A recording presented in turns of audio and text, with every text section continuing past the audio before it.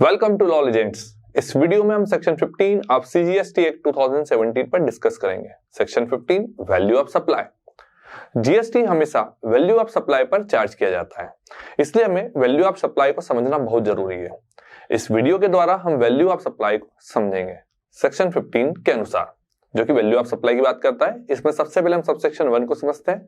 Subsection 1 के अनुसार transaction value वह वैल्यू होगी जो पेड की गई है या पेड की जाना है, और सप्लायर और रेसिपिएंट रिलेटेड पार्टी नहीं है, और प्राइस मींस केवल कीमत ही जैसे कैश, बैंक या इलेक्ट्रॉनिक मोड में ही मिलती है। लेकिन यदि प्राइस के अलावा कोई एक्सचेंज या बार्टर मतलब वस्तु विनिमय सिस्टम हो, तो इस केस में ट्रांजैक्शन की वैल्यू का निर्धारण सबसेक्शन 1 के अनुसार नहीं होगा। वहां पर हमें वैल्यूएशन रूल 27 से 32 के अंदर जाना होगा। रूल नंबर 27 से 32 डिटेल्स में हम हमारे एक अलग वीडियो में समझेंगे।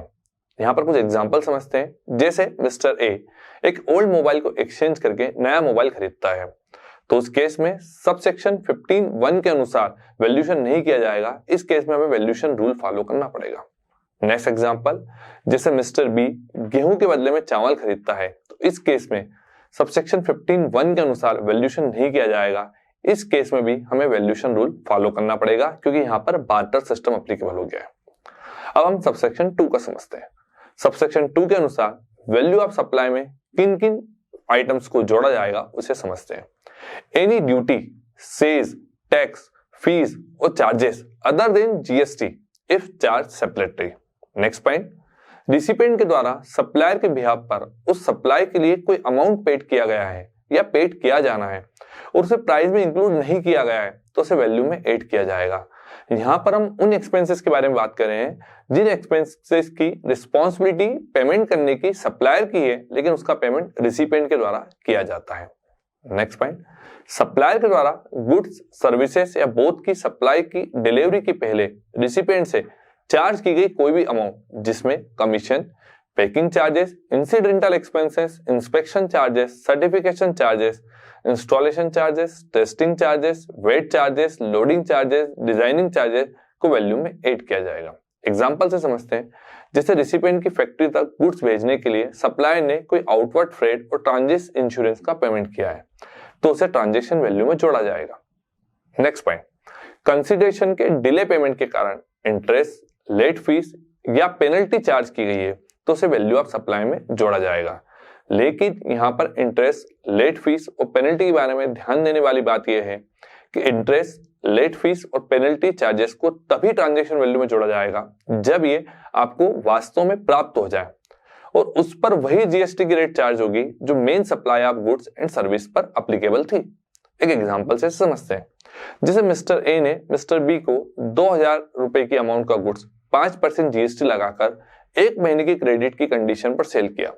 साथ में कंडीशन लगाई कि यदि सेल करने के बाद यदि पेमेंट 1 महीने के बाद मिलता है, तो उस केस में 1% पर मंथ के हिसाब से इंटरेस्ट चार्ज किया जाएगा डिले पेमेंट पर।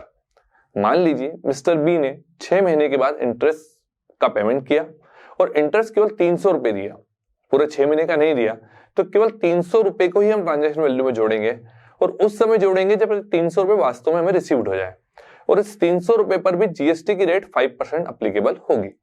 नेक्स्ट पॉइंट, सेंट्रल गवर्नमेंट और स्टेट गवर्नमेंट द्वारा प्रदान की जाने वाली सब्सिडी को छोड़कर यदि कोई अन्य सब्सिडी मिल रही है, तो उसे वैल्यू ऑफ सप्लाई में जोड़ा जाएगा।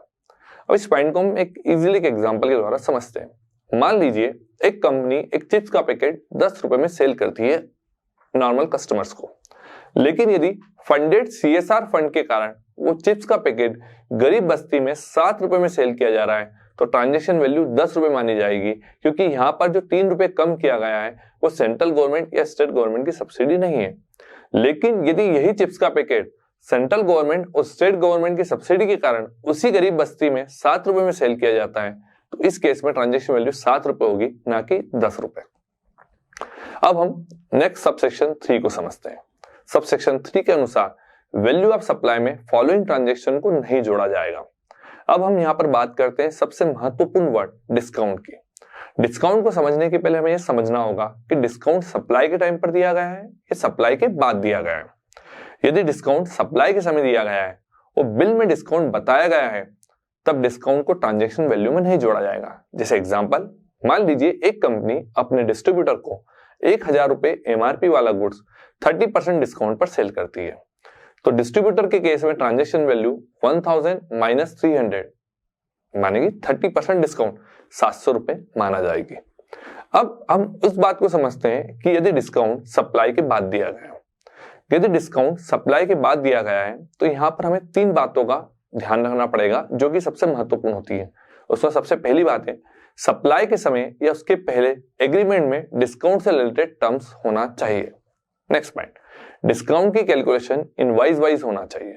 नेक्स्ट पॉइंट, रिसिपेंट को उस डिस्काउंट से रिलेटेड इनपुट टैक्स क्रेडिट का रिवर्सल करना होगा।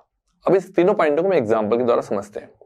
मान लीजिए एक कंपनी ने 50,000 रुपए का माल 5% GST पर सेल किया और इस कंडीशन पर सेल किया कि यदि रिसिपेंट उसे 15 दिन के अंदर पेमेंट कर देता है तो उसे 1% का डिस्काउंट दिया जाएगा। अब यदि रिसिपेंट 15 दिन के अंदर पेमेंट कर देता है तो रिसिपेंट को 25 रुपए से इनपुट टैक्स क्रेडिट का रिवर्सल करना होगा। अब मान लीजिए सेकंड एग्जांपल में कंपनी ने 50,000 रुपए का माल 5% GST पर सेल किया, गुड्स भेजते समय ट्रांजिट में गुड्स डैमेज हो गया, इस कारण सप्लायर ने रिसिपेंट को 2% का डिस्काउंट दिया ड्यू टू डैमेज। अब इस केस में डिस्काउंट को ट्रांजैक्शन वैल्यू में डिडक्ट नहीं किया जाएगा क्योंकि इस तरह का डिस्काउंट ऊपर बताई गई तीनों कंडीशंस को फुलफिल नहीं करता है। हम तीनों कंडीशंस को हम समझते हैं। तीनों कंडीशन जो हमने ऊपर डिस्कस करी थी कि यहाँ पर डिस्काउंट पहले से रिलेटेड एग्रीमेंट की टर्म्स में नहीं था, डिस्काउंट इनवॉइस वाइज नहीं था, तो इस केस में रिसिपेंट को इनपुट टैक्स क्रेडिट का रिवर्सल नहीं करना होगा। अब लास्ट सबसेक्शन 15(5) को डिस्कशन करते हैं। गवर्नमेंट के द्वारा काउंसिल की रिकमेंडेशन पर नोटिफाइड सप्लाई को डिटरमाइन किया गया है जिसका वैल्यूएशन प्रिस्क्राइब मैनर में किया जाएगा, ना कि सबसेक्शन 15(1) टू 15(4) के अनुसार। जैसे foreign exchange money changing activities की सर्विसेज को यहाँ पर 15 सबसेक्शन 5 के अनुसार निकाला जाएगा। Next point, air travel agent के द्वारा air ticket booking services provide की जा रही है। Next point, life insurance services.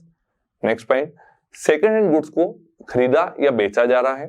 Next point, goods या सर्विसेज के केस में जहां वाउचर, टोकन, कूपन या स्टाम्प या अदर देन पोस्टेज स्टाम्प को रिडीम किया जा रहा है। Next point, deemed distinct person के बीच में सर्विसेज प्रोवाइड की जा रही है बिना कंसिडरेशन के। नेक्स्ट पॉइंट, लॉटरी, बेटिंग, गेमलिंग और हॉर्स रेस के सप्लाई के केस में यहाँ पर 15 सबसेक्शन 5 के अनुसार उनका वैल्यूएशन किया जाएगा। धन्यवाद।